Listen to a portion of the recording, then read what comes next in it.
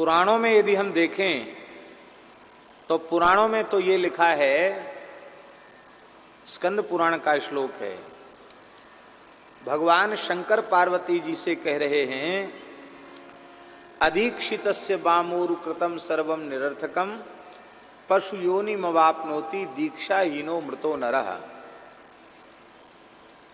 भगवान शिव कह रहे हैं कि जिसने मनुष्य जन्म प्राप्त करके भगवान की शरणागति ग्रहण नहीं की, वैष्णवीय दीक्षा संस्कार ग्रहण नहीं किया, कृतम सर्वम निरर्थकम, उसके द्वारा किया हुआ जितना साधन है वह व्यर्थ है, निरर्थक है।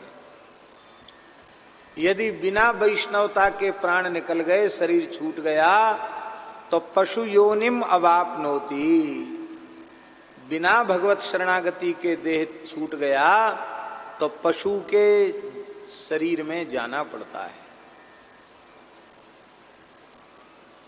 महाराष्ट्र में और कर्नाटक क्षेत्र में एक भगवान शिव का उपासक संप्रदाय है जिसे लिंगायत कहते हैं।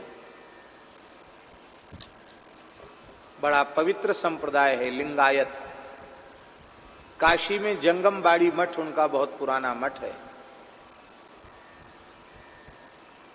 उनके यहाँ गृहस्थ भक्त भी बड़े कट्टर होते हैं। साधु तो जो हैं सो है ही हैं, विरक्त भक्त भी उनके बड़े कट्टर होते हैं और उस परंपरा में भी बड़े बड़े सिद्ध हुए हैं। तो लिंगायतों में एक परंपरा है कि बच्चे का जन्म होते ही, अभी उसका नालो छेदन नहीं हुआ है, नाल नहीं कटा, उसके पहले ही उसके कंठ में एक रुद्राक्ष धारण करा दिया जाता है और पंचाक्षर शिव मंत्र का उपदेश कर दिया जाता है। वो माताएं ही कर देती है। और एक छोटा सा शिवलिंग उसके बिल्व पत्र के साथ उसके दाहिने हथेली पर रख दिया जाता है। वो भी शिवलिंग बनाने की पद्धति भी उनकी अलग है। बिल्व पत्र और भस्म जाने क्या क्या चीज मिलाकर शिवलिंग बनाते हैं। और वो शिवलिंग जब तक वो बच्चा थोड़ा सावधान नहीं हो गया तब तक उस शिवलिंग की पूजा उसकी माँ करती है। उसके पूजन किए बिना जल नहीं पिएंगे। और बच्चा थोड़ा सा 8-9 साल का हो गया तो उसके गले में वो शिवलिंग बांध दिया जाता है एक डिब्बी बना के। और प्रत्येक लिंगायत स्नान करके सबसे पहले वो शंकर जी को नहवाएगा, बिल्वपत्र अक्षत चढ़ाएगा, जल चढ़ाएगा और तब जल पिएगा। भस्म धारण करेगा तब जल पिएगा। अब गृहस्थों में भी ये परंपरा है।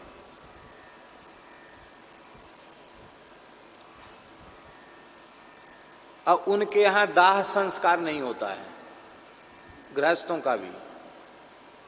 वो सबको धरती में गाड़ा जाता है, समाधि दी जाती है और उन्होंने जीवन भर जिस शिवलिंग की पूजा की है उस शिवलिंग को फिर हथेली पे रख करके पूजा करके फिर उसको समाधि दे देते हैं।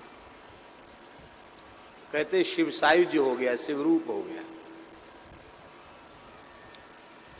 ये बात हम इसलिए सुना रहे हैं कि इस देश में ऐसी भी परंपराएं हैं जहां जन्म लेते ही दीक्षा दे देते हैं।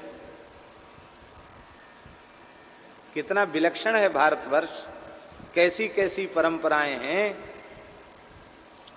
उड़ीसा में एक परंपरा है,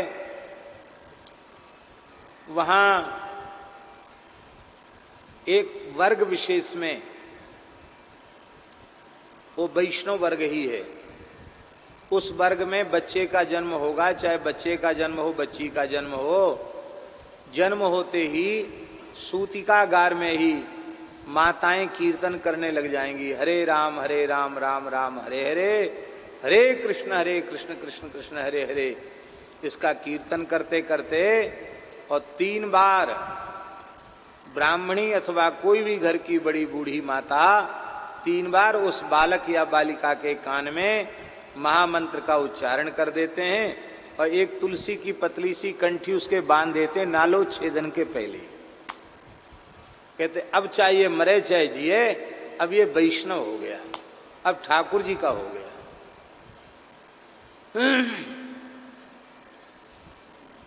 तो मृत्यु का तो कोई ठिकाना है क्या, कौन कब मरेगा? इसलिए पशुयोनिम अवापनोति दीक्षाहीनो मृतो न रहा। दीक्षा से हीन व्यक्ति पशु योनि में चला जाता है।